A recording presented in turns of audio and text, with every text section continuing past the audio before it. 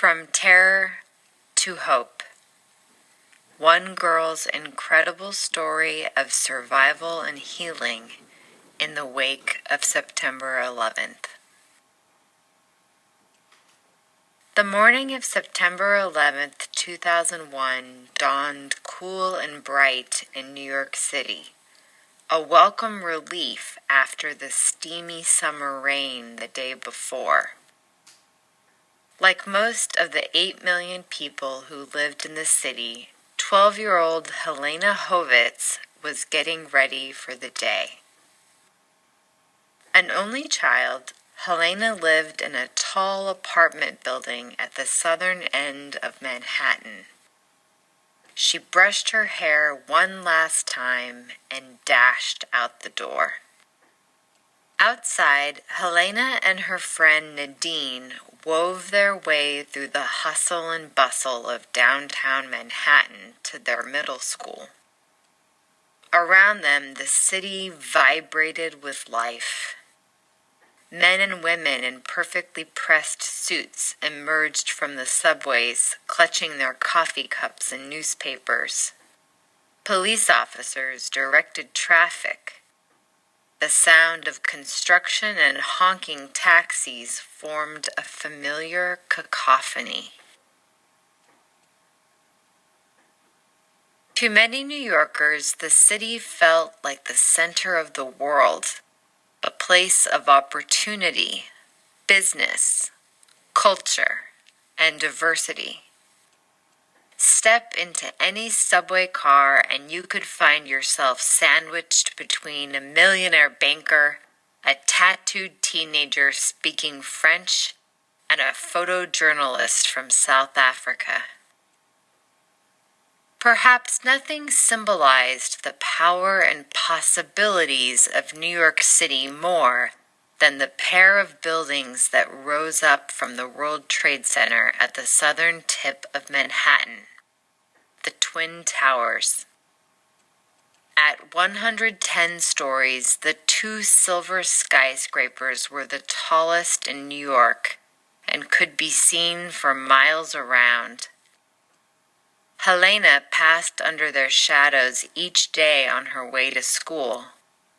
But as she walked to school on the morning of September 11th, what Helena could not have imagined was that the city she loved was about to be attacked. Take me with you. The floor shook. The shelves rattled.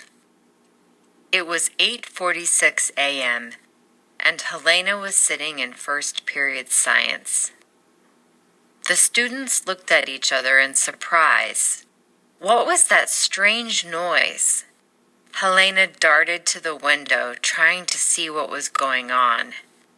She guessed a passing truck had popped a tire, but in fact, terrorists had deliberately crashed an airplane into one of the Twin Towers, the North Tower, a few blocks from Helena's school.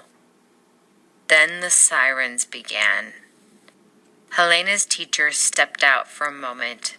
When he returned, he told the class to gather their things and head to the cafeteria. Rumors flew. The bomb squad appeared. Meanwhile, a second plane crashed into the South Tower. The principal announced that the school was to be evacuated in 5 minutes. Almost immediately, parents began pouring into the building, hastily grabbing their children. Students whose parents couldn't get to them were to be taken to a safe zone. Helena's mom worked far uptown, and her dad was across New York Harbor in Staten Island. Helena knew there was no way they would be able to make it to her school anytime soon. She spotted her neighbor Charles and his mother Anne. "Take me with you," Helena pleaded. Anne agreed, cleared it with the principal, and the trio stepped outside. Nothing could have prepared them for what they saw. Who were the terrorists? The horrifying events of September 11th started before Helena was even born. In the late 1980s, a man named Osama bin Laden formed a terrorist group called Al-Qaeda.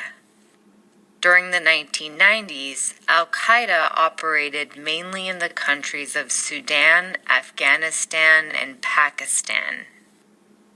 Bin Laden and Al-Qaeda followed an extreme form of Islam that the vast majority of Muslims do not agree with. Al-Qaeda adopted a hateful and murderous ideology of using terrorism to punish Western countries for their perceived crimes against Islam. They vowed to wreak terror on the U.S. in particular. In Afghanistan, Al-Qaeda was protected by the Taliban, an extreme religious group that controlled most of the country. Bin Laden was a longtime enemy of the U.S. Al-Qaeda had bombed 2 U.S. embassies in Tanzania and Kenya in 1998, and the Navy ship USS Cole in 2000. Investigations would later reveal that 19 Al-Qaeda operatives carried out the attacks of September 11th, which they had been planning for years. That morning, they hijacked 4 airplanes and turned them into weapons. They flew the first 2 planes into the Twin Towers near Helena's school.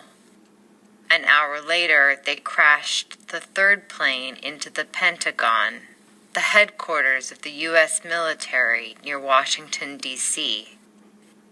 The 4th plane may have been intended for the White House, but in an act of tremendous courage, the passengers managed to overpower the hijackers and gave their lives bringing down the plane in a field in Pennsylvania. Confusion and chaos. In the confusion and chaos of that Tuesday morning, few understood what was happening. In New York, firefighters, police officers, and other first responders converged on Lower Manhattan, risking their lives to rescue as many people as they could from the burning buildings. New York City Mayor Rudolph Giuliani addressed the public on radio and TV. President George W. Bush, who was reading to a class of 2nd graders when he got news of the attacks, was rushed to the White House, where he convened with military leaders. Meanwhile, Helena, Ann, and Charles were trying desperately to get home. Out on the street, Helena felt like she'd been plunged into a horrifying disaster movie. Paper and ash rained from the sky. Injured men and women were being loaded into ambulances. The sounds of shouting filled the air. Some people stood transfixed, staring up in disbelief at the plumes of fire and smoke gushing from 2 gaping holes in the sides of the towers. Ghosts. The Twin Towers were as iconic as the Eiffel Tower in Paris or the Hollywood sign in Los Angeles. And they were the crown jewels of the World Trade Center, an enormous complex that included a plaza, an underground shopping mall, and 7 buildings. Some 50,000 people worked there. To many, the towers symbolized America's economic power. But to Helena, the World Trade Center was simply part of the landscape of home, the place where she and her mom got donuts, where she shopped for books, where she could go on hayrides in the fall or catch music shows. Now, as Anne led Charles and Helena through the ash-filled streets, That landscape was unrecognizable. Smoke stung Helena's eyes and nose. Anne told her to cover her face with her shirt. Surges of people pushed past, their clothes and faces thick with ash. Helena thought they looked like ghosts. When she caught her own reflection in a window, she was shocked to see that she too looked like a ghost. The Twin Towers were designed to withstand powerful forces, but the fires burned so hot that they melted the building's steel frames. 73 minutes after the first plane struck, the South Tower collapsed. 29 minutes after that, the North Tower fell. From Los Angeles to London, from Tokyo to Cairo, people sat glued to their televisions, staring in shock and disbelief as two of the most recognizable buildings in the world disintegrated. When the smoke finally cleared, there was only sky. The coming weeks. It took nearly an hour for Helena to get home, a trip that usually took less than 15 minutes. She spent the rest of the day with her grandparents who lived a few floors above her. She was reunited with her mother that afternoon and her father the next morning.